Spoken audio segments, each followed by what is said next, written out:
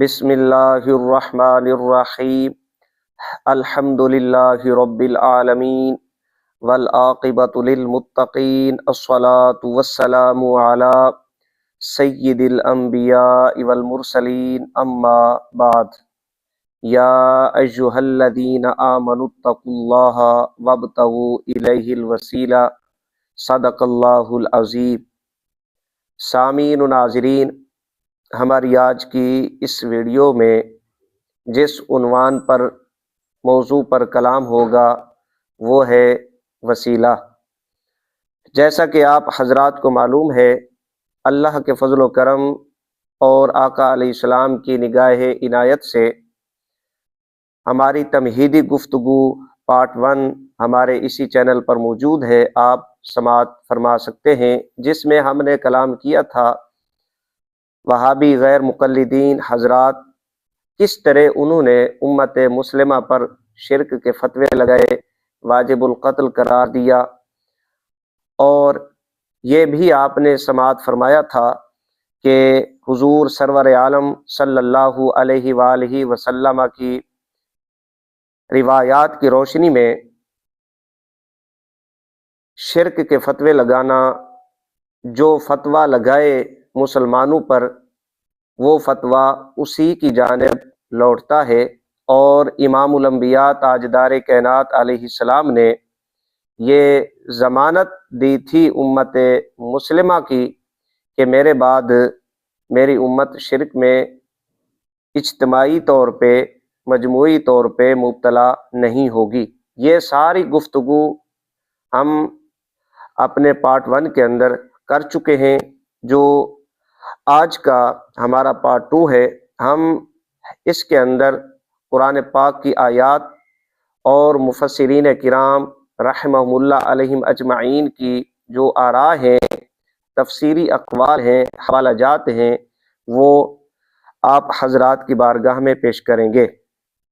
سامعین و ناظرین، سب سے پہلے وسیلہ کا معنی آپ سماعت فرما لیں۔ وسیلہ کس کو کہا جاتا ہے؟ یہ النہایہ امام ابن اثیر جزری رحمہ اللہ جلد 5 ہے، یہاں پر لکھتے ہیں ہی فی الاصل ما یتوسل بہ الی الشیء ویتقرب بہ۔ فرمایا وسیلہ اصل میں جس کے ذریعے کسی شے تک پہنچا جائے، کسی شے کا قرب حاصل کیا جا سکے۔ یہ صفحہ نمبر 161 النہایہ جلد نمبر 5 آپ دیکھ سکتے ہیں، یہ وسیلہ کا معنی۔ اسی طرح یہ دوسری کتاب ہے المفردات فی غریب القرآن، امام راغب اصفہانی۔ یہاں پر امام راغب اصفہانی فرماتے ہیں، فرمایا توسل الی الشیء برغبۃ، وسیلے کا معنی کسی چیز کی طرف رغبت کے ساتھ پہنچنا۔ آگے اصطلاحی حقیقی معنی بیان فرما رہے ہیں، وابتغوا الیہ الوسیلۃ وحقیقت الوسیلۃ الی اللہ تعالی مراعاۃ سبیلہ بالعلم والعبادۃ وتحری مکارم الشریعۃ وہی کالقربۃ۔ یہ اب اصطلاحی حقیقی تعریف وسیلہ کی امام راغب اصفہانی نے بیان فرمائی، صفحہ نمبر 538 المفردات۔ ان دو کتابوں سے سماعت فرما لیا آپ نے وسیلہ کا معنی اور اصطلاحی تعریف وسیلہ کی۔ سامعین و ناظرین، اس کے بعد اب وسیلہ کے بارے میں ہمارا موقف کیا ہے، ہمارا نظریہ کیا ہے؟ یاد رکھیں وسیلہ کی مختلف اقسام ہیں، استمداد، استعانت، تشفع، ندا، دعا کروانا، یہ وسیلہ کی مختلف اقسام ہیں۔ وسیلہ جب ہم اہل سنہ کی کتب کے اندر استعمال ہوتا ہے تو مختلف معانی میں استعمال کیا جاتا ہے۔ ہم قرآن پاک کے اندر جیسا کہ میں نے ابھی آیت کریمہ پڑھی ہے، یا ایھا الذین آمنوا اتقوا اللہ وابتغوا الیہ الوسیلہ، مطلقاً وسیلے کا انکار کرنا ہمارے نزدیک یہ کفر ہے۔ باقی ہم اس کو مستحب سمجھتے ہیں۔ انبیاء کرام علیہ السلام، اولیاء کرام رحمہم اللہ علیہم اجمعین، ان شخصیات کا حوالہ پیش کرنا، وسیلہ پیش کرنا اللہ کی بارگاہ میں ہمارے نزدیک یہ مستحب ہے۔ سامعین و ناظرین، حوالہ جات آپ سماعت فرما لیں۔ شفاء السقام فی زیارت خیر الانام، حضرت امام تقی الدین سبکی رحمہ اللہ یہ فرماتے ہیں ایک اعتراض کے جواب میں، ہم کہتے ہیں کہ اس قسم کا ادنا تصور بھی کسی مسلمان کے ذہن میں نہیں آ سکتا بجاہ النبی جی میں حضور نبی اکرم صلی اللہ علیہ وآلہ وسلم کے عالی مرتبہ ہونے کا اعتراف ہے، اور ایک عالی رتبہ اپنے سے بڑے عالی رتبہ سے سفارش کر سکتا ہے، لہٰذا اس میں حضور نبی اکرم صلی اللہ علیہ وآلہ وسلم کی اللہ تعالیٰ پر بڑائی کا کوئی تصور نہیں ہے۔ غرض یہ کہ توسل، تشفع، تجو، استغاثہ یا حضور نبی اکرم صلی اللہ علیہ وآلہ وسلم سے استغاثہ کرنے یا کسی دوسرے نبی یا کسی نیک شخص سے کرنے کے یہی معنی ہے جو ہم نے بتایا کہ استغاثہ کی صورت میں اللہ تعالیٰ ہی سے مدد طلب کی جاتی ہے۔ نبی اکرم صلی اللہ علیہ وآلہ وسلم کو صرف واسطہ قرار دیا گیا ہے۔ یہ اب ایک حوالہ شفاء السقام کا آپ نے سماعت فرما لیا کہ توسل، تشفع، ندا یہ ایک ہی معنی میں استعمال ہوتے ہیں۔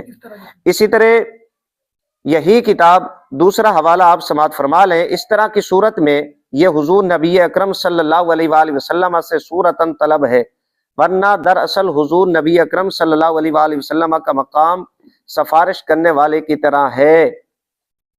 اب اس کو خواہ توسل کہیں یا تشفع یا استعانت یا توجہ، سب کے یہی معنی ہے۔ ہمارے نزدیک توسل، تشفع، توجہ، وسیلہ یہ ایک ہی معنی میں استعمال ہوتا ہے۔ یہ اب شفاء السقام امام سبکی رحمہ اللہ دو عبارتیں آپ نے سماعت فرما لی ہیں۔ دوسرا حوالہ آپ سماعت فرما لیں،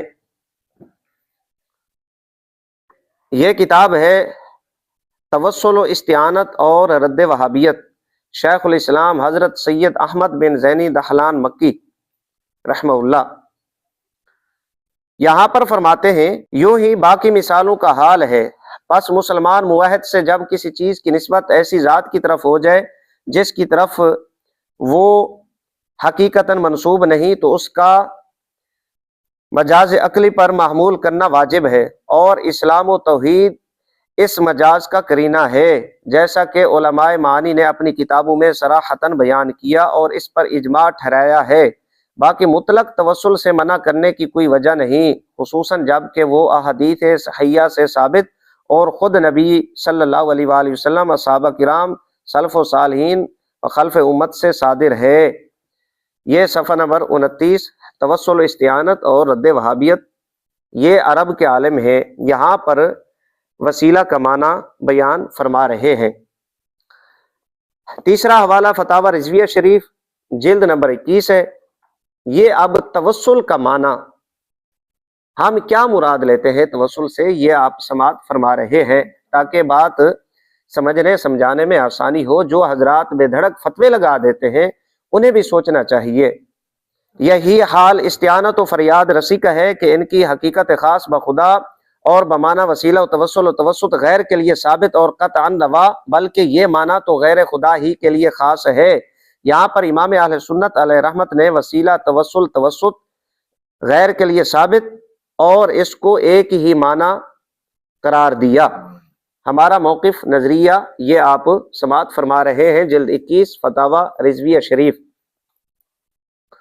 یہ چوتھا حوالہ سعید الحق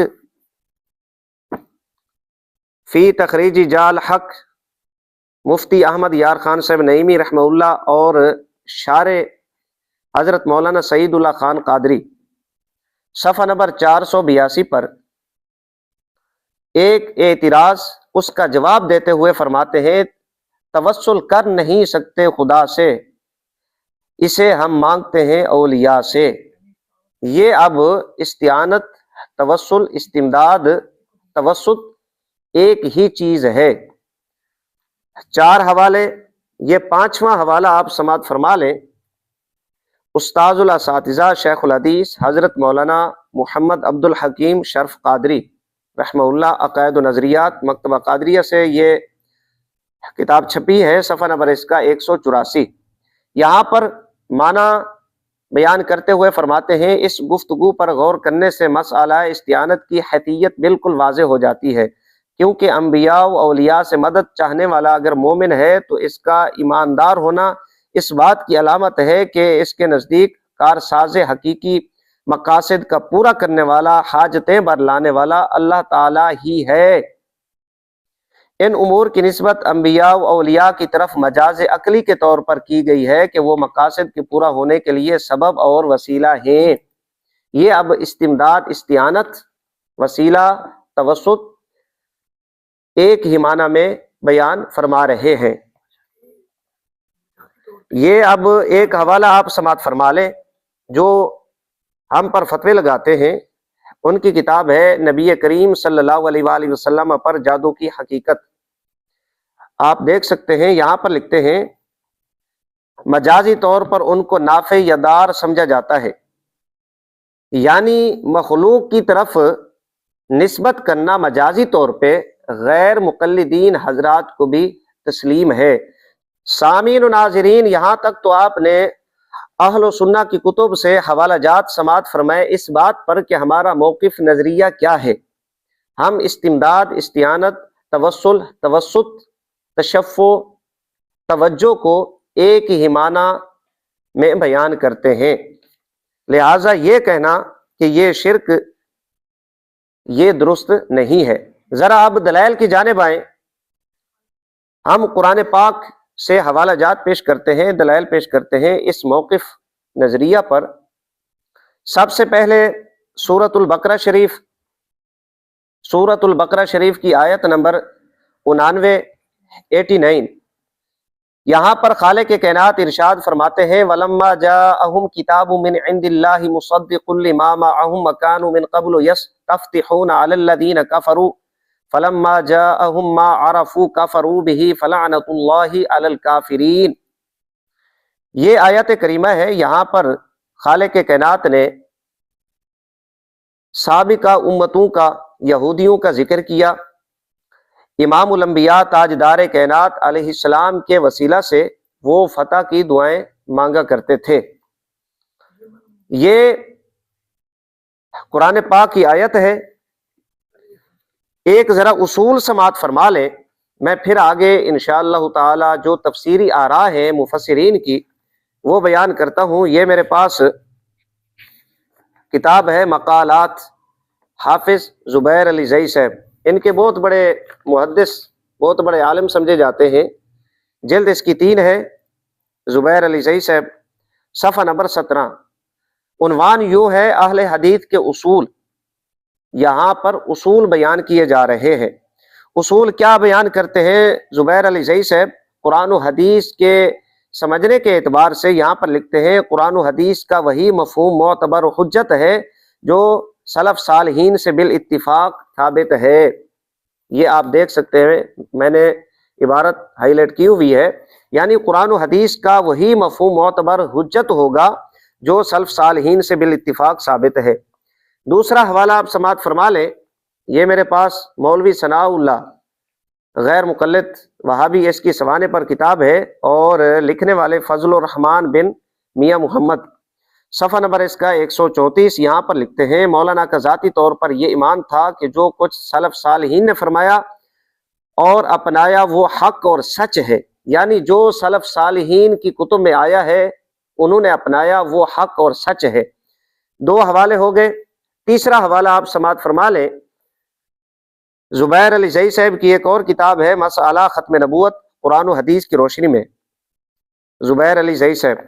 یہاں پر کیا لکھتے ہیں، رہ گیا مسئلہ آیات قرآنیہ اور احادیث صحیحہ کے بارے میں قادیانیوں کی باطنی تحریفات مانویہ، تو یہ سلف صالحین کے متفقہ فہم کے مقابلے میں سرے سے مردود اور باطل ہیں۔ یہاں پر زبیر علی زئی صاحب لکھتے ہیں کہ جو معنی مفہوم تشریح سلف صالحین سے ٹکرائے گی وہ مردود اور باطل قرار پائے گی۔ چوتھا حوالہ آپ سماعت فرما لیں، یہ کتاب ہے اہل سنت کا منہج تعامل، کتاب و سنت اور فہم سلف کی روشنی میں ڈاکٹر سید شفیق الرحمان اور تقدیم لکھنے والے ان کے بہت سارے مولوی ہیں غیر مقلدین علماء، یہ چوتھا حوالہ اس بات کے اوپر کہ قرآن و سنت کا وہی مفہوم معتبر حجت ہوگا جو سلف صالحین سے ہمیں ملا ہے۔ صفحہ نمبر 65 یہاں لکھتے ہیں اہل سنت اور اہل بدعت کے مابین اختلاف کی اس مثال سے مقصود یہ ہے کہ قرآن و سنت کو محنت، ذہانت یا عربی زبان کی مدد سے سیکھنا کافی نہیں، بلکہ اس کے ساتھ ساتھ ہمیں اس بات کی بھی ضرورت ہے کہ کتاب و سنت کے اپنے فہم کو سلف کے منہج پر پیش کیا جائے، یعنی قرآن و حدیث کی وہ تشریح، وہ تفسیر معتبر ہوگی جو سلف صالحین کے منہج پر ہوگی۔ اپنی جانب سے ہم سامنے نہیں رکھیں گے، جو اپنی جانب سے ہوگی وہ مردود اور باطل قرار پائے گی۔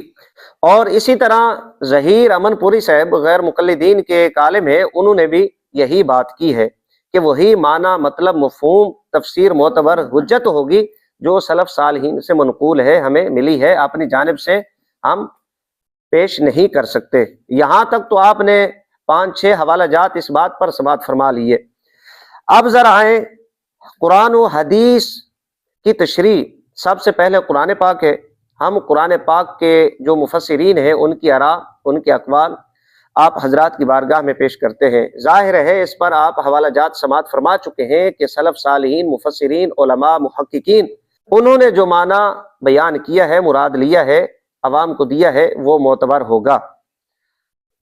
سب سے پہلے میں ایک حوالہ پیش کرتا ہوں، جو آیت کریمہ ابھی میں نے پڑھی ہے، سورۃ البقرہ شریف آیت نمبر 89۔ اس آیت کے تحت بہت بڑے مفسر، یہ تفسیر طبری جلد اس کی 1 ہے، یہاں پر امام ابن جریر طبری المتوفی 310، یہاں کیا لکھتے ہیں، صفحہ نمبر 527 فرماتے ہیں یستفتحون بمحمد صلی اللہ علیہ وآلہ وسلم، کہ وہ یعنی یہودی امام الانبیاء تاجدار کائنات علیہ السلام کے وسیلہ سے فتح مانگا کرتے تھے اللہ کی بارگاہ سے۔ یہ اب صفحہ نمبر 527 تفسیر طبری جلد 1۔ دوسرا حوالہ آپ سماعت فرما لیں، یہ میرے پاس تفسیر بغوی امام ابو مسعود فرا بغوی شافعی رحمہ اللہ المتوفی 516 سن ہجری، جلد اس کی 1 ہے۔ یہی آیت یہاں پر لکھتے ہیں اللہم انصرنا علیہم بالنبی المبعوث فی آخر الزمان، صفحہ نمبر 93۔ یہاں پر یہ معنی وسیلہ حضور سرور عالم صلی اللہ علیہ وآلہ وسلم کا پیش کیا گیا۔ اسی طرح یہ تفسیر ثعلبی، یہاں پر امام ثعلبی مالکی رحمہ اللہ، جلد اس کی 1 ہے، صفحہ نمبر 279، یہی بات لکھی ہوئی ہے اسی آیت کے تحت وَلَمَّا جَاءَهُمْ كِتَابٌ مِّنْ عِندِ اللَّهِ مُصَدِّقٌ لِّمَا مَعَهُمْ، یہاں لکھتے ہیں اللہم انا نسألک بحق محمد النبی الأمی، یا اللہ، اے اللہ، بے شک ہم سوال کرتے ہیں، تجھ سے مانگتے ہیں محمد صلی اللہ علیہ وآلہ وسلم جو نبی امی ہیں، ان کے واسطہ سے، ان کے وسیلہ سے۔ صفحہ نمبر 279 تفسیر ثعلبی جلد 1۔ یہ اب مفسرین کی آراء، اقوال، جو تفاسیر ہیں قرآنی آیت کے تحت، وہ آپ سماعت فرما رہے ہیں کہ امام الانبیاء تاجدار کائنات علیہ السلام کا وسیلہ۔ اسی طرح یہ امام ابن کثیر جلد 1، اسی آیت کے تحت حضرت سیدنا معاذ بن جبل رضی اللہ تعالی عنہ سرکار کا ایک حوالہ یہاں لکھ رہے ہیں کہ حضرت معاذ بن جبل رضی اللہ تعالی عنہ فرما رہے ہیں یہودیوں کو اتقوا اللہ واسلموا، اللہ سے ڈرو اور اسلام لے آؤ، فقد کنتم تستفتحون علینا بمحمد صلی اللہ علیہ وآلہ وسلم، کہ تم ہم پر پہلے حضور سرور عالم صلی اللہ علیہ وآلہ وسلم کے وسیلہ سے فتح کی دعائیں مانگا کرتے تھے۔ یہ تفسیر ابن کثیر جلد 1 قرآنی آیت کے تحت امام ابن کثیر نے یہ روایت نقل فرمائی۔ یہ حوالہ جات آپ سنتے جائیں۔ تفسیر ابو سعود، یہاں پر امام قاضی ابو سعود محمد بن محمد مصطفیٰ عمادی حنفی اسی آیت کے تحت لکھتے ہیں اللہم انصرنا بالنبی المبعوث فی آخر الزمان، صفحہ نمبر 163۔ یہاں پر بھی امام الانبیاء تاجدار کائنات علیہ الصلوۃ والسلام کے وسیلے کا ذکر ہے۔ مفسرین کرام لکھتے ہیں یہ تفسیر ملا علی قاری، امام ملا علی قاری حنفی رحمہ اللہ، جلد 1 ہے، صفحہ نمبر 91۔ یہی بات لکھتے ہیں اللہم انصرنا علیہم بالنبی المبعوث فی آخر الزمان، امام ملا علی حنفی رحمہ اللہ، جلد 1۔ اسی طرح یہ حاشیہ جمل علی الجلالین، یہاں پر 2 حوالے ہوں گے، ایک تفسیر جلالین کا امام جلال الدین سیوطی شافعی رحمہ اللہ، دوسرا حاشیہ جمل کے جو مصنف ہیں، صفحہ نمبر 115 جلد 1 ہے۔ یہاں پر وہی عبارت ہے اللہم انصرنا علیہم بالنبی المبعوث آخر الزمان، یہ تفسیر جلالین کے اندر۔ نیچے حاشیہ کے اندر یہی عبارت ہے لیکن فی کا اضافہ کیا گیا بالنبی المبعوث فی آخر الزمان، یہ حاشیہ جمل۔ یہ قرآن آیات کے تحت مفسرین کرام رحمہ اللہ علیہم اجمعین کی آراء۔ یہ میرے پاس تفسیر روح المعانی ہے، سید محمود علوسی بغدادی رحمہ اللہ۔ یہی قرآن آیت، یہ حوالہ پیش کرنے سے قبل ذرا آپ سماعت فرما لیں کہ سید محمود علوسی بغدادی رحمہ اللہ ہے کون۔ یہ میرے پاس نواب صدیق حسن خان بھوپالی کی تاج المقل، یہاں پر صفحہ نمبر 517 امام علوسی رحمہ اللہ ان کے حوالہ سے 537 نمبر، یہاں پر لکھتے ہیں وقد کان رحمہ اللہ، یہ خاتمۃ المفسرین یہ لقب لکھا، ونخبۃ المحدثین، اور اس سے پہلے لکھا سید شہاب الدین محمود بن سید عبداللہ افندی آلوسی زادہ البغدادی، یہ حضرت محمود علوسی بغدادی رحمہ اللہ کے حوالہ سے، اور یہ کہا کہ یہ سید شیخ عبد القادر جیلانی رضی اللہ تعالی عنہ کے واسطہ سے، صفحہ نمبر 517 حضرت سید محمود علوسی بغدادی رحمہ اللہ۔ بتانے کا مقصد یہ ہے کہ ان کو بھی پتہ چلنا چاہیے جو فتوے لگاتے ہیں وسیلہ کی بنا پر اور شرک اکبر بتلاتے ہیں، شرک اکبر تک پہنچنے کا ذریعہ بتلاتے ہیں، یہ ہیں کون؟ امام محمود علوسی بغدادی رحمہ اللہ۔ اسی آیت کے تحت ایک خوبصورت بات لکھتے ہیں، جتنے آپ حوالہ جات سماعت فرما رہے ہیں یہاں پر تفصیل کے ساتھ لکھتے ہیں، فرمایا انہم کانوا اذا اشتد الحرب بینہم وبین المشرکین اخرجوا التوراۃ ووضعوا ایدیہم علی موضع ذکر النبی صلی اللہ علیہ وآلہ وسلم وقالوا اللہم انا نسألک بحق نبیک الذی وعدتنا ان تبعثہ فی آخر الزمان ان تنصرنا اليوم علی عدونا فینصرون۔ امام علوسی بغدادی رحمہ اللہ فرماتے ہیں کہ جب یہودیوں اور مشرکین کے درمیان جنگ چھڑ جاتی، شدت اختیار کر جاتی، تو وہ کیا کرتے؟ تورات کو نکالتے اور تورات کو کھول کر جس جگہ پر امام الانبیاء تاجدار کائنات علیہ السلام کا نام نامی اس میں گرامی ہوا کرتا، ہاتھ رکھ کے وہ کیا کہتے؟ اللہم انا نسألک بحق نبیک الذی وعدتنا، اے اللہ ہم وسیلہ پیش کرتے ہیں تیرے نبی کا، وہ نبی کہ جس کا تو نے وعدہ کیا ہے کہ تو اس کو دنیا میں بھیجے گا، نبی آخر الزمان، آخری زمانہ میں بھیجے گا، آج کے دن دشمنوں پر ہماری مدد فرما۔ یہ اب جنگ کے دوران مدد حاصل کرنے کے لیے امام الانبیاء تاجدار کائنات علیہ السلام کا وسیلہ پیش کیا جاتا۔ آگے امام علوسی رحمہ اللہ لکھتے ہیں کہ فینصرون، ان کی پھر مدد بھی کی جاتی، وسیلہ آقا علیہ السلام کا رد نہیں کیا جاتا تھا۔ یہ صفحہ نمبر 435 ولما جاءہم کتاب من عند اللہ مصدق لما معہم الی آخرہ، اس آیت کے تحت امام محمود علوسی بغدادی رحمہ اللہ تفسیر بیان فرما رہے ہیں۔ یہاں سے یہ بھی پتہ چلتا ہے کہ جو اس وقت کے انبیاء کرام علیہ السلام ہوتے وہ انہیں منع نہیں کرتے تھے آقا علیہ الصلوۃ والسلام کے وسیلہ سے، بلکہ ان کی تربیت کرتے تھے کہ آقا علیہ الصلوۃ والسلام کا وسیلہ پیش کیا کریں۔ اسی طرح یہ تفسیر ثنائی ہے مولوی ثناء اللہ صاحب غیر مقلد، اسی آیت کے تحت صفحہ نمبر 74 جلد 1 یہاں لکھتے ہیں، حالانکہ اس سے پہلے اسی کے وسیلہ سے یعنی امام الانبیاء تاجدار کائنات علیہ السلام کی بات ہو رہی ہے، اپنے مخالف کفار پر فتح یابی چاہا کرتے تھے، آڑے وقت میں کہا کرتے تھے خداوند ہم تیرے دین کے خادم اور نبی آخر الزمان کے منتظر ہیں۔ یہ تفسیر ثنائی جلد 1 صفحہ نمبر 74 جناب مولوی ثناء اللہ مرتصری جو غیر مقلدین کے بہت بڑے مناظر اور شیخ الاسلام سمجھے جاتے ہیں۔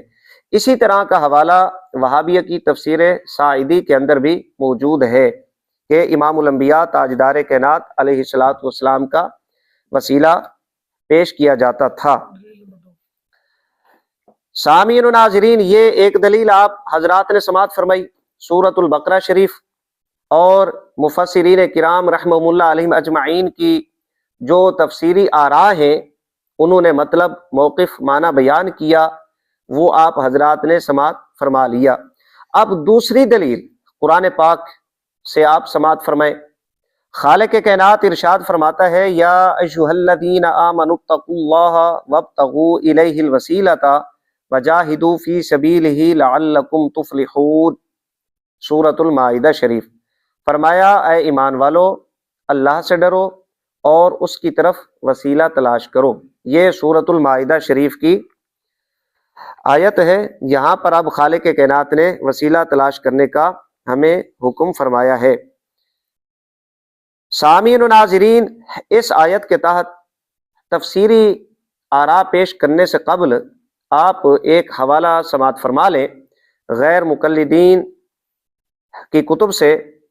یہ میرے پاس ایک رسالہ ہے مسلک اہل حدیث اور تحریکات جدیدہ، شیخ الحدیث مولانا محمد اسماعیل سلفی، یہ غیر مقلد مولوی ہیں۔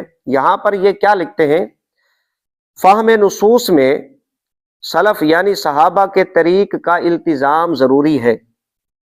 فہم نصوص میں سلف یعنی صحابہ کے طریق کا التزام ضروری ہے۔ قرآنی آیات روایات کے فہم میں صحابہ کرام رضوان اللہ تعالی علیہم اجمعین کا جو فہم کا طریق ہے اس کا التزام ضروری ہے۔ یہ اب غیر مقلد مولوی لکھ رہا ہے، حوالہ آپ نے سماعت فرما لیا۔ اب دیکھنا یہ ہے کہ صحابہ کرام رضوان اللہ تعالی علیہم اجمعین کا طریق کیا ہے، ان کا فہم کیا ہے۔ یہ میرے پاس مسند امام احمد بن حنبل جلد اس کی 13 ہے، یہ آپ دیکھ سکتے ہیں۔ یہاں پر صفحہ نمبر 106 یہاں پر لکھتے ہیں، وَلَقَدْ عَلِمَ الْمَحْفُوظُونَ مِنْ أَصْحَابِ مُحَمَّدٍ صلی اللہ علیہ وآلہ وسلم أَنَّ ابْنَ أُمِّ عَبْدٍ مِنْ أَقْرَبِهِمْ إِلَى اللَّهِ زُلْفَةً۔ حضرت سیدنا عبداللہ بن مسعود رضی اللہ تعالی عنہ کے حوالہ سے لکھا ہوا ہے کہ اللہ کے رسول صلی اللہ علیہ وآلہ وسلم کے جو اصحاب ہیں، صحابہ کرام رضی اللہ تعالی عنہم اجمعین، یہ اچھی طرح اس بات کو سمجھتے تھے کہ حضرت عبداللہ بن مسعود رضی اللہ تعالی عنہ یہ اللہ کی طرف پہنچنے کا ایک ذریعہ ہے، اللہ کے قریب کر دیتے ہیں۔ حضرت عبداللہ بن مسعود رضی اللہ تعالی عنہ، یہ ایک حوالہ مسند امام احمد بن حنبل جلد نمبر 13 آپ نے سماعت فرمایا، صفحہ نمبر 106، دار الحدیث القاہرہ سے یہ کتاب چھپی ہے۔ یہ جو ابھی میں نے حوالہ پیش کیا مسلک اہل حدیث اور تحریکات جدیدہ کے فہم نصوص میں سلف یعنی صحابہ کے طریق کا التزام ضروری ہے، اس پر ایک حوالہ آپ مسند امام احمد بن حنبل سے ابھی سماعت فرما چکے۔ دوسرا حوالہ سماعت فرمائے کہ صحابہ کا فہم کیا ہے، صحابہ کرام رضی اللہ تعالیٰ عنہم اجمعین کا طریق کیا ہے۔ یہ میرے پاس المستدرک علی الصحیحین امام ابو عبداللہ محمد بن عبداللہ الحاکم نشاپوری رحمہ اللہ، اس کی جلد 2 ہے۔ یہی روایت جو ابھی میں نے پڑھی ہے کچھ الفاظ کے اختلاف کے ساتھ، لقد علم المحفوظون من اصحاب محمد صلی اللہ علیہ وآلہ وسلم ان ابن ام عبد من اقربہم الی اللہ وسیلہ، کہ صحابہ کرام رضی اللہ تعالیٰ عنہم اجمعین وہ اس بات کو اچھی طرح سمجھتے تھے، جانتے تھے کہ حضرت سیدنا عبداللہ بن مسعود رضی اللہ تعالیٰ عنہ اللہ کی طرف قرب کا وسیلہ ہے۔ وہاں پر ذوالفطن کے لفظ ہے، یہاں پر وسیلہ کا لفظ ہے۔ صفحہ نمبر 341 جلد 2، یہ آپ ملاحظہ فرما سکتے ہیں۔ یہ آپ نے 2 حوالہ جات اس بات پر سماعت فرما لیے کہ صحابہ کا فہم۔ اب جو حضرات دوسروں پر فتوے لگاتے ہیں شرک کے یا وسیلہ کو شرک اکبر تک پہنچنے کا ذریعہ سمجھتے ہیں، قرار دیتے ہیں، شرک کے فتوے لگاتے ہیں، ان کو صحابہ کرام رضی اللہ تعالی عنہم اجمعین کے طریق کا لحاظ کرنا چاہیے، التزام کرنا چاہیے۔ کتابوں کے اندر تو یہ باتیں لکھ رکھی ہیں انہوں نے، عملی طور پہ بھی ان کو یہاں عمل کرنا چاہیے۔ سامعین و ناظرین، اب ذرا آیت کریمہ کی جانب آ جائیں جو سورۃ المائدہ شریف سے فقیر نے پڑھی تھی، یا ایھا الذین آمنوا اتقوا اللہ وابتغوا الیہ الوسیلہ۔ یہاں پر مفسرین کرام رحمہم اللہ علیہم اجمعین کیا تفسیر کرتے ہیں اس آیت کریمہ کی؟ یہ میرے پاس روح المعانی جلد 6 ہے، صفحہ نمبر 402 پر امام سید محمود علوسی بغدادی رحمہ اللہ، یہ کون ہے میں حوالہ پیش کر چکا ہوں، خاتمۃ المفسرین، نخبۃ المحدثین، شیخ عبد القادر جیلانی محبوب سبحانی رضی اللہ تعالی عنہ کے شہزادے، یہ نواب صدیق حسن بھوپالی لکھتے ہیں، جو غیر مقلدین کے بہت بڑے مولوی اور محدث گزرے ہیں۔ یہ اس آیت کے تحت فرماتے ہیں، وتحقیق الکلام فی هذا المقام ان الاستغاثۃ بمخلوق وجعلہ وسیلۃ بمعنى طلب الدعاء منہ لا شک فی جوازہ۔ فرمایا کہ اس مقام میں، اس مسئلہ میں تحقیق یہ ہے کہ استغاثہ مخلوق کے ساتھ اور مخلوق کو وسیلہ بنانا یہ طلب دعا کے معنی میں ہے، دعا طلب کرنے کے معنی میں ہے، اور اس کے جواز میں کوئی شک نہیں ہے۔ یہ امام محمود علوسی بغدادی رحمہ اللہ فرماتے ہیں۔ یہی امام محمود علوسی بغدادی رحمہ اللہ اسی جلد 6 صفحہ نمبر 406 پر لکھتے ہیں، فرمایا اس تمام گفتگو کے بعد انا لا ارا باسا فی التوسل الی اللہ تعالی بجاہ النبی صلی اللہ علیہ وآلہ وسلم عند اللہ تعالی حیا و میتا۔ امام علوسی رحمہ اللہ فرماتے ہیں کہ اللہ تعالیٰ کی طرف حضور سرور عالم صلی اللہ علیہ وآلہ وسلم کے وسیلہ پیش کرنے میں کوئی حرج نہیں دیکھتا اللہ کی بارگاہ میں، چاہے آقا علیہ الصلوۃ والسلام کی زندگی میں وسیلہ ہو یا آقا علیہ الصلوۃ والسلام کے ظاہری انتقال کے بعد۔ یہ امام علوسی بغدادی رحمہ اللہ، یعنی حیات میں بھی وسیلہ اور انتقال کے بعد بھی وسیلہ پیش کیا جا سکتا ہے۔ امام علوسی بغدادی رحمہ اللہ اپنی تحقیق یہ فرماتے ہیں کہ اس میں کوئی حرج نہیں ہے۔ اسی طرح یہی آیت کریمہ تفسیر بغوی، یہ آپ دیکھ سکتے ہیں، امام فرح بغوی شافی رحمہ اللہ متوفہ 516، یہ ہیں کون؟ امام بغوی رحمہ اللہ۔ یہ ذرا آپ حوالہ سماعت فرما لیں، کاروان حدیث مولوی عبدالرشید عراقی، یہ آپ دیکھ سکتے ہیں، صفحہ نمبر 223 ہے۔ یہاں پر لکھتے ہیں یہ تفسیر قرآن بہت اہمیت کی حامل ہے، اس میں صحابہ کرام رضی اللہ عنہم، تابعین اور ائمہ متقدمین کے اقوال و آثار جمع کیے گئے ہیں، اس لیے اس کی حیثیت ماتوری تفسیروں کی سی ہے۔ نیچے لکھتے ہیں تفسیر بغوی نہایت عمدہ خصوصیات کی حامل ہے، یہ تفسیر صحیح اقوال کا مجموعہ اور شکوک و تصحیف سے پاک ہے اور احادیث و آثار سے مزین اور عجیب واقعات پر مشتمل ہے۔ یہ غیر مقلد مولوی کی کتاب ہے اور اس تفسیر کے حوالہ سے یہ عبارت آپ نے سماعت فرمائی ہے۔ ذرا اب یہ مفسر اس قرآنی آیت کی تفسیر کیا کرتے ہیں، یہ ذرا آپ سماعت فرمائیں۔ یہی آیت یا ایھا الذین آمنوا اتقوا اللہ وابتغوا الیہ الوسیلہ، یہاں پر وسیلہ کا معنی قربت بیان کیا، اور پھر وسیلہ فاعلہ کے وزن پر ہے من توسل، توسل سے ظاہر ہے وسیلہ کا وزن بیان کر رہے ہیں۔ الی فلان بکذا، ذات کا وسیلہ یہاں پر امام بغوی رحمہ اللہ بیان فرما رہے ہیں کہ ذات کا وسیلہ پیش کیا جا سکتا ہے، اس میں کوئی کبات کوئی حرج نہیں ہے۔ اسی طرح تفسیر کشاف کے اندر بھی یہی تفسیر علامہ جار اللہ زمخشری نے بیان فرمائی ہے۔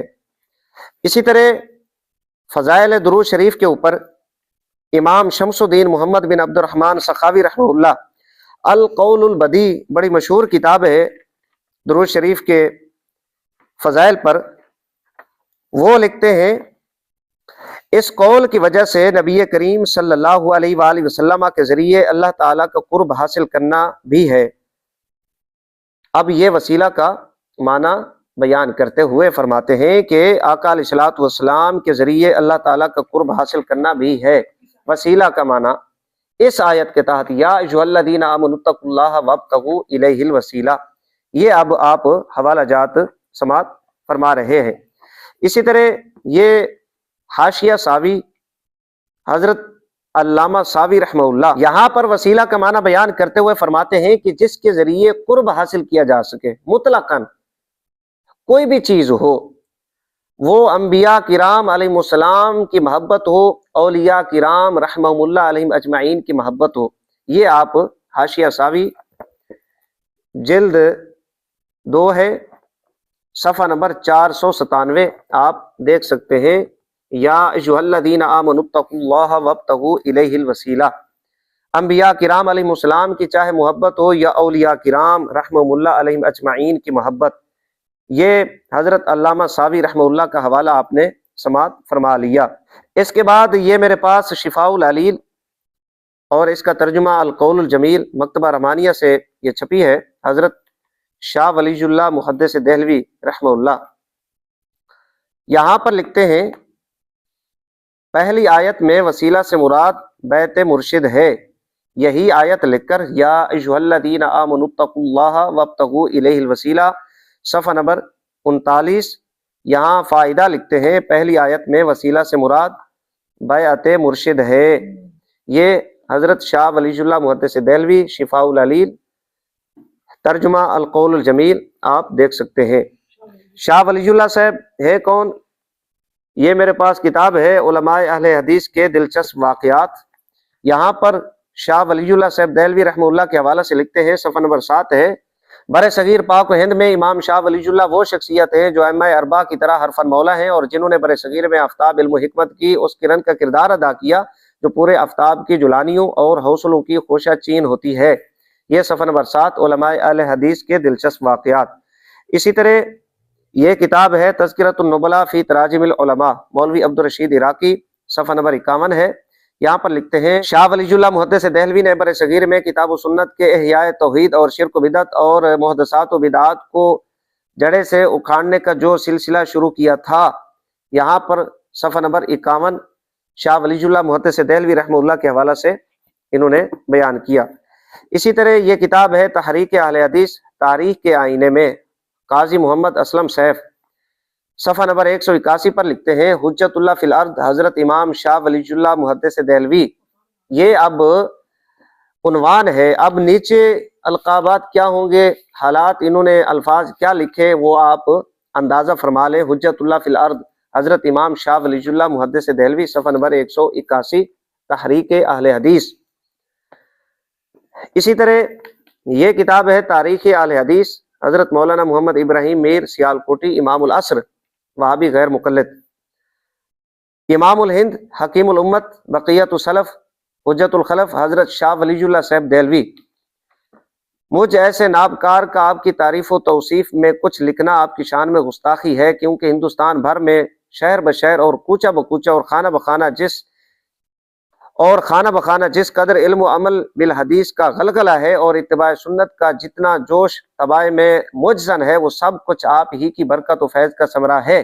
صفحہ نمبر 457۔ یہ شاہ ولی اللہ صاحب دہلوی ہیں کون؟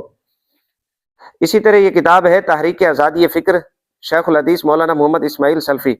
صفحہ نمبر 49 پر لکھتے ہیں شاہ ولی اللہ، ان کے رفقا اور ان کے متوسلین نے اس اندھیرے میں ایک روشنی کے مینار کی طرف توجہ دلائی، اور وہ فقہاء و محدثین کا طریق تھا۔ صفحہ نمبر 49۔ یہ آپ نے حوالہ جات سماعت فرمائے شاہ ولی اللہ محدث دہلوی پر۔ اسی طرح یہ کتاب حیات نظیر، صفحہ نمبر اس کا 12 ہے۔ فقہاء محدثین کے مقاصد کو بروئے کار لانے کے لیے حضرت شاہ ولی اللہ دہلوی نے فقہی اعتبار سے عہد محدثین کو زندہ کرنے کی تحریک شروع کی۔ صفحہ نمبر 12۔ اسی طرح یہ کتاب ہے تحریک اہل حدیث افکار و خدمات۔ یہاں پر لکھتے ہیں ہندوستان میں جس دینی تحریک اور دعوت و مسلک کا نام اہل حدیث ہے، وہ خالص ولی اللہ تحریک ہے۔ بالفاظ دیگر ہندوستان میں اس تحریک کے داعی اول حضرت شاہ ولی اللہ علیہ رحمہ ہے۔ صفحہ نمبر 320۔ یہاں سے آپ اندازہ لگا لیں کہ شاہ ولی اللہ صاحب یہ کس پائے کی شخصیت ہے غیر مقلد وہابیوں کے نزدیک۔ اب یہ حوالہ جات سماعت فرما لینے کے بعد ایک بار پھر یہ سن لیں کہ انہوں نے یا ایھا الذین آمنوا اتقوا اللہ وابتغوا الیہ الوسیلہ کا جو معنی بیان کیا ہے، یہ بیعت مرشد فائدہ، پہلی آیت میں وسیلہ سے مراد بیعت مرشد ہے، ذات کا وسیلہ۔ صفحہ نمبر 39 آپ دیکھ سکتے ہیں۔ اور یہ ہے کون؟ آپ نے ابھی متعدد حوالہ جات غیر مقلد وہابیوں کے سماعت فرما لیے۔ اس کے بعد ایک اور حوالہ سماعت فرمائیں یا ایھا الذین آمنوا اتقوا اللہ وابتغوا الیہ الوسیلہ پر۔ یہ میرے ہاتھ میں صراط مستقیم، مولوی اسماعیل دہلوی صاحب، صفحہ نمبر 101، چوتھا افادہ یا ایھا الذین آمنوا اتقوا اللہ وابتغوا الیہ الوسیلۃ وجاہدوا فی سبیلہ لعلکم تفلحون۔ یہاں لکھتے ہیں اہل سلوک اس کو سلوک کی طرف اشارہ سمجھتے ہیں اور وسیلہ مرشد کو جانتے ہیں۔ یہ صراط مستقیم، مولوی اسماعیل دہلوی، صفحہ نمبر 101۔ اسی طرح یہ تقویت الایمان، مولوی اسماعیل دہلوی صاحب، صفحہ نمبر 54۔ یہاں لکھتے ہیں ہاں اگر یوں کہیے کہ یا اللہ کچھ دے شیخ عبد القادر کے واسطے تو بجا ہے۔ صفحہ نمبر 54، تقویت الایمان۔ یوں کہے یا اللہ کچھ دے شیخ عبد القادر کے واسطے تو بجا ہے، جبکہ آپ حوالہ جات ہمارے پارٹ 1 میں سماعت فرما چکے ہیں کہ اس طرح کا وسیلہ پیش کرنا بھی شرک ہے، درست نہیں ہے۔ یہ اب شاہ اسماعیل دہلوی صاحب ہیں کون، اس پر بھی آپ حوالہ جات سماعت فرما لیں۔ ابھی جن کا ذکر آپ نے سنا شاہ ولی اللہ محدث دہلوی، اسماعیل دہلوی ان کے پوتے ہیں، شاہ عبد العزیز صاحب کے بھتیجے۔ یہ میرے پاس کتاب ہے علماء اہل حدیث کے دلچسپ واقعات، صفحہ نمبر 7۔ یہاں پر لکھتے ہیں شاہ ولی اللہ صاحب رحمہ اللہ کے پوتے امام شاہ اسماعیل شہید عرض ہند میں روشنیوں اور امیدوں کے نقیب اول تھے غیر مقلدین وہابی حضرات کے نزدیک۔ اسماعیل دہلوی صاحب، یہ جس کا بھی آپ نے حوالہ سماعت فرمایا۔ اسی طرح یہ کتاب تذکرۃ النبلاء فی تراجم العلماء، مولوی عبدالرشید عراقی۔ یہاں پر لکھتے ہیں مولانا شاہ اسماعیل بن شاہ عبد الغنی بن شاہ ولی اللہ دہلوی کا شمار ائمہ دین اور بلند پایہ محدثین میں ہوتا ہے۔ یہ اسماعیل دہلوی صاحب کے حوالہ سے انہوں نے لکھا۔ اسی طرح یہ کتاب ہے بریلویت، مولوی احسان الی ظہیر، صفحہ نمبر 197۔ یہاں پر لکھتے ہیں اس سلسلے میں انہوں نے سب سے پہلے وہابی تحریک کے سرخیل شاہ اسماعیل شہید رحمہ اللہ کو نشانہ بنایا۔ وہابی تحریک کے سرخیل مولوی اسماعیل دہلوی، مولوی احسان الی ظہیر غیر مقلد۔ اسی طرح یہ کتاب ہے معیار الحق، لکھنے والے کون ہیں؟ شیخ الکل، وہابی غیر مقلدین حضرات کے شیخ الکل جناب مولانا سید نذیر حسین دہلوی صاحب، مکتبہ نظیریہ قصور سے یہ چھپی ہے، صفحہ نمبر اس کا 129۔ یہاں پر لکھتے ہیں شہید فی سبیل اللہ مولانا محی الدین محمد اسماعیل دہلوی صاحب کو شہید فی سبیل اللہ قرار دیا۔ اسی طرح یہ کتاب ہے تحریک اہل حدیث تاریخ کے آئینے میں۔ یہاں پر لکھا ہوا ہے سید الطائفہ سیدنا شاہ اسماعیل شہید، آگے پھر سارے حالات لکھے اور القاب اسماعیل دہلوی صاحب کو دیے۔ اسی طرح یہ بزرگان علوی ان کا ذکر ہے، سہدرا محدثین علماء اہل حدیث لکھتے ہیں تحریک اہل حدیث بر صغیر میں دو طرح سے ترقی کے منازل طے کرتی ہوئی پھیلی۔ حضرت مولانا شاہ محمد اسماعیل شہید کی آبیاری کے بعد حضرت مولانا شاہ عبدالعزیز محدث دہلوی، یہ یہاں پر اسماعیل دہلوی صاحب کا ذکر کیا گیا۔ اسی طرح فتاوی سلفیہ میرے پاس ہے، مولانا محمد اسماعیل سلفی صاحب، صفحہ نمبر 184، یہاں لکھتے ہیں اس لیے ہندوستان کے اہل بدعت سکھوں اور انگریزوں نے ہر گناہ ان کے خیال سے ہر گناہ کو شاہ شہید اور جماعت اہل حدیث پر چسپاں کرنے کی کوشش کی۔ صفحہ نمبر 184 فتاوی سلفیہ اسماعیل دہلوی، یہ اہل حدیث ہیں اسماعیل دہلوی صاحب۔ اسی طرح یہ کتاب ہے پاک و ہند میں علماء اہل حدیث کی خدمات حدیث، ارشاد الحق عصری صاحب، یہاں صفحہ نمبر 28 پر لکھتے ہیں اسی طرح شاہ شہید رحمہ اللہ نے جس محنت و کاوش سے تقلیدی جمود کا نظری و عملی طور پہ استیصال کیا تھا، اسماعیل دہلوی صاحب یعنی شاہ اسماعیل دہلوی صاحب یہ غیر مقلد وہابیوں کے سرخیل ہیں، اہل حدیث ہیں۔ یہ کتاب ہے نواب صدیق حسن بھوپالی صاحب کی سوانح حیات، جو انہوں نے خود لکھی ہے۔ صفحہ نمبر 216 پر لکھتے ہیں میں تو مشہور اہل حدیث ہوں اور تقویت الایمان اور رسائل توحید کا پابند ہوں، یہاں پر تقویت الایمان رسائل توحید کا پابند ہوں۔ اسی طرح ہاں اس حوالہ سے یہ ثابت ہوا کہ جو اہل حدیث غیر مقلدین ہیں وہ تقویت الایمان کے پابند ہیں۔ ابھی حوالہ سماعت کیا، پھر میں ایک بار آخر میں یہ حوالہ آپ حضرات کی بارگاہ میں پیش کر دوں گا۔ یہ کتاب ہے تاریخ اہل حدیث ابراہیم میر سیال کوٹی، یہاں پر شاہ محمد اسماعیل شہید بن شاہ عبد الغنی صاحب ولادت اور آگے حالات لکھے ہوئے ہیں اسماعیل دہلوی کے۔ اسی طرح یہ فتاوی برائے خواتین بہت سارے غیر مقلدین مولویوں کا مصدقہ ہے، صفحہ نمبر 30 اور 31، جہاں انہوں نے اپنے اکابرین کا سلف صالحین کا ذکر کیا، وہیں صفحہ نمبر 31 پر نبیرہ عالی مقام حضرت شاہ اسماعیل شہید نواب والا جا اسماعیل دہلوی صاحب کا ذکر کیا، فتاوی برائے خواتین۔ بہت سارے حوالہ جات ہیں، ایک اور حوالہ سماعت فرما لیں، درایت محمدی غیر مقلدین وہابیوں کی کتاب، یہاں صفحہ نمبر 5 پہ لکھتے ہیں لیکن 13ویں صدی ہجری میں جب شاہ اسماعیل شہید کے عزم مومنانہ اور ہمت مردانہ کی بدولت تمسک بالکتاب و سنہ کی دعوت برپا ہوئی، یہاں پر اسماعیل دہلوی صاحب کی تعریف اور آپ نے اکابرین میں شمار کیا اور اسماعیل دہلوی صاحب کی تعریفیں کی ہیں۔ اسی طرح یہ کتاب حیات نظیر، یہاں صفحہ نمبر 12 پہ لکھتے ہیں فقہائے محدثین کے مقاصد کو بروئے کار لانے کے لیے حضرت شاہ ولی اللہ دہلوی نے فقہی اعتبار سے عہد محدثین کو زندہ کرنے کی تحریک شروع کی۔ جد امجد کے اس پودے کی ان کے پوتے مولانا شاہ اسماعیل شہید نے آبیاری کی، صفحہ نمبر 12 حیات نظیر۔ آپ نے متعدد حوالہ جات سماعت فرما لیے اسماعیل دہلوی پر کہ یہ وہابی غیر مقلد تھا، اور جو غیر مقلد وہابی حضرات ہیں اس کو اپنے اکابرین میں شمار کرتے ہیں اور اس کو اپنا بڑا قرار دیتے ہیں۔ اور جہاں تک صراط مستقیم کی بات ہے، میں نے حوالہ پیش کیا صراط مستقیم کا، ایک بار پھر سماعت فرما لیں، یا ایھا الذین آمنوا اتقوا اللہ وابتغوا الیہ الوسیلہ، اس آیت کے تحت اسماعیل دہلوی صاحب لکھتے ہیں اہل سلوک اس کو سلوک کی طرف اشارہ سمجھتے ہیں اور وسیلہ مرشد کو جانتے ہیں۔ وسیلہ پر چونکہ ہماری گفتگو ہے، آپ نے اتنے حوالہ جات سماعت فرما لیے اسماعیل دہلوی کے وہابی غیر مقلد ہونے پر۔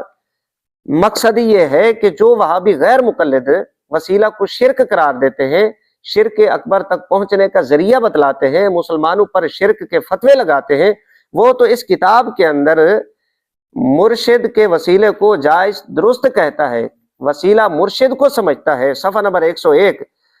اب رہ گئی بات صراط مستقیم کس کی ہے؟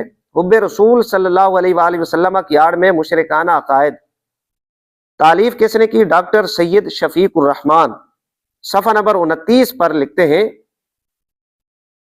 تعجب خیز بات تو یہ ہے کہ جب یہی مولانا اسماعیل شہید تصوف پر قلم اٹھاتے ہیں تو شاید ان پر ایسی محویت کا علم طاری ہو جاتا ہے کہ وہ قرآن و حدیث کی صریح نصوص اور خود اپنی تحریروں کو بھول کر کہیں سے کہیں پہنچ جاتے ہیں۔ ملاحظہ فرمائیے، صراط مستقیم میں وہ لکھتے ہیں، یعنی صراط مستقیم کا حوالہ پیش کیا اور اس کو اسماعیل دہلوی کی کتاب قرار دیا۔ کوئی غیر مقلد یہ نہ کہے کہ صراط مستقیم تو اسماعیل دہلوی صاحب کی نہیں ہے۔ اسی طرح یہ کتاب تحریک اہل حدیث تاریخ کے آئینے میں قاضی محمد اسلم سیف صفحہ نمبر 234، یہاں اسماعیل دہلوی صاحب کی کتب کا ذکر کرتے ہوئے لکھتے ہیں، یک روزی ابقات صراط مستقیم، چوتھے نمبر پہ اسماعیل دہلوی صاحب کی جو کتاب لکھی وہ صراط مستقیم لکھی، صفحہ نمبر 234۔ اسی طرح یہ کتاب تاریخ اہل حدیث صراط مستقیم اسماعیل دہلوی صاحب کی کتاب ہے، کسی اور کی نہیں ہے۔ صفحہ نمبر 470 پر یہاں پر صراط مستقیم کا ذکر کیا گیا۔ یہ تاریخ اہل حدیث، یہ ہے صراط مستقیم۔ میں بار بار حوالہ پیش کر رہا ہوں کہ اسماعیل دہلوی صاحب کہتے ہیں کہ اس کو سلوک کی طرف اشارہ سمجھتے ہیں اور وسیلہ مرشد کو جانتے ہیں۔ صراط مستقیم کا حوالہ بھی سماعت فرما لیا۔ اسماعیل دہلوی وہابی غیر مقلدین کا امام ہے، سرخیل ہے، ان کا بڑا ہے، ان کے اکابرین میں ہے، یہ بھی آپ نے حوالہ جات سماعت فرما لیے۔ تقویت الایمان پر مجھے حوالہ جات پیش کرنے کی ضرورت نہیں ہے۔ جن کتب کے اندر صراط مستقیم کو اسماعیل دہلوی کی کتاب قرار دیا گیا وہیں ساتھ ہی تقویت الایمان کا بھی ذکر ہے۔ ایک بار پھر یہ حوالہ سماعت فرما لے، تقویت الایمان۔ ہاں اگر یوں کہیے کہ یا اللہ کچھ دے شیخ عبد القادر کے واسطے تو بجا ہے، صفحہ نمبر 54، مولوی اسماعیل دہلوی صاحب۔ یہاں اب اس نے حضرت شیخ عبد القادر جیلانی محبوب سبحانی قطب ربانی رضی اللہ تعالی عنہ کے وسیلے کو جائز قرار دیا۔ اب جو حضرات شرک کے فتوے لگاتے ہیں، کفر کے فتوے لگاتے ہیں، شرک اکبر تک پہنچنے کا ذریعہ بتلاتے ہیں، ان کو چاہیے کہ اسماعیل دہلوی صاحب کو مشرک کہیں، اسماعیل دہلوی صاحب پر فتویٰ لگائیں۔ یوں کام نہیں چلے گا۔ اگر کوئی سنی یہ کام کرے، ہم وہ پہلے معنی بتا چکے ہیں کہ ہم استمداد، استعانت، تشفع، توجہ، توسل ایک ہی معنی مراد لیتے ہیں۔ ان کی کتب کے اندر بکثرت اس طرح کے حوالہ جات موجود ہیں، فقیر نے آپ حضرات کی بارگاہ میں پیش کر دیے، اور قرآنی آیات بھی آپ حضرات کی بارگاہ میں پیش کی ہیں۔ مفسرین کرام رحمہ اللہ علیہم اجمعین کی جو تفسیری آراء ہیں، وہابیہ کے اصول و ضوابط ہیں جو ان کی کتب کے اندر لکھے ہوئے ہیں، فقیر نے ان اصول و ضوابط کی روشنی میں یہ تفسیری آراء پیش کی ہیں قرآنی آیات کے تحت۔ یہاں سے یہ پتہ چلا کہ اللہ کے پاک قرآن کے اندر وسیلہ کا ذکر ہے، حضور سرور عالم صلی اللہ علیہ وآلہ وسلم کا وسیلہ پیش کیا جا سکتا ہے، انبیاء کرام علیہ السلام کا پیش کیا جا سکتا ہے، صحابہ کرام علیہ رضوان کا حوالہ پیش کیا جا سکتا ہے، وسیلہ پیش کیا جا سکتا ہے، اولیاء کرام رحمہ اللہ علیہ اجمعین کا وسیلہ بھی پیش کیا جا سکتا ہے۔ یہ قطعاً شرک نہیں ہے۔